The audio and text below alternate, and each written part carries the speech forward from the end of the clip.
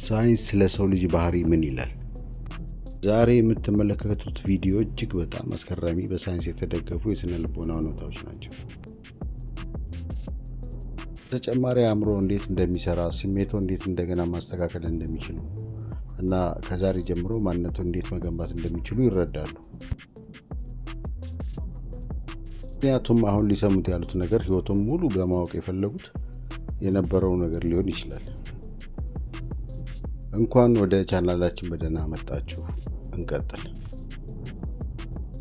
ከራስ ጋር በአዎንታዊ መንገድ መነጋገር ትኩረትና አፈጻጸምን ያሻሽላል።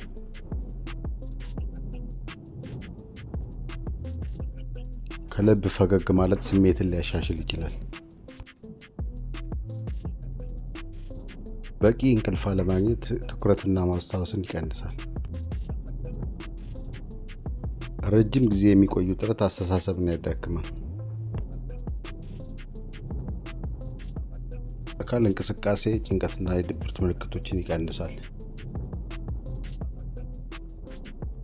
ምስጋና መለማመድ ደስታን ይጨምራል። ጥሩ ማህበራዊ ድጋፍ የአእምሮ ጤና ይጠብቃል። ብቸኝነት ለድብርት ተጋላጭነትን ይጨምራል።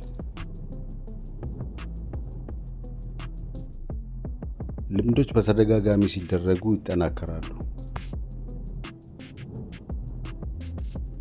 አእምሮ በህይወት ዘመን ሁሉ መለወጥ ይችላል። የመጀመሪያ ግንዛቤ ፈጣን ቢሆንም ሊለወጥ ይችላል። የአይን ግንኙነት እምነትን ይጨምራል።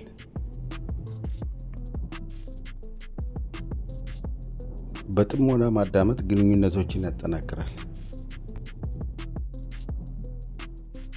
ሰዎች ስሜታዊ ክስተቶችን በቀላሉ ያስታውሳሉ። ብዙ ስራዎችን በአንድ ጊዜ መስራት ውጤታማነትን ይቀንሳል።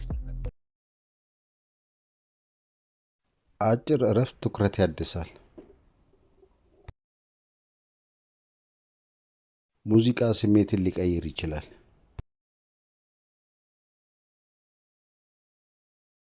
በጥልቅ መተንፈስ ውጥረትን ያረጋጋል።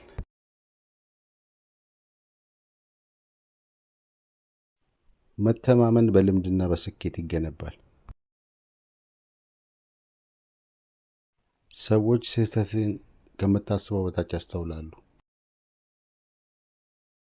የምንጠብቀው ውጤት ባህሪያችንን ሊቀይር ይችላል።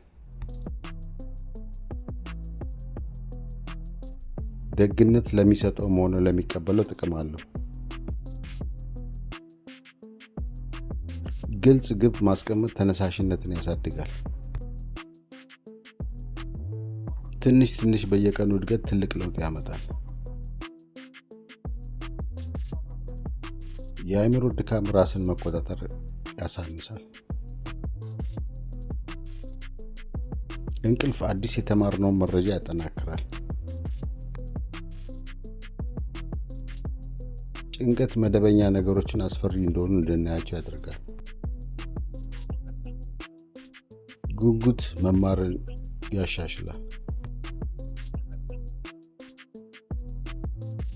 ሽልማት ባህሪን እንደገና እንዲደገም ያበረታታል። ውድቅ መደረግ ስሜታዊ ህመምን የሚቆጣጠሩ የአእምሮ ክፍሎችን ያነቃቃል። ተስፋ ያለው አመለካከት ጽናትን ይጨምራል። ሳቅ ውጥረትን ይቀንሳል። ማሰላሰል ስሜትን በተሻለ ሁኔታ ለመቆጣጠር ይረዳል። ጠንካራ ጓደኝነት ከተሻለ ጤና ጋር ይያያዛል።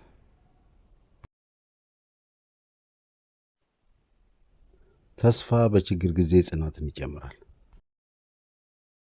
ትውስታችን ከጊዜ ወደ ጊዜ ሊለወጥ ይችላል።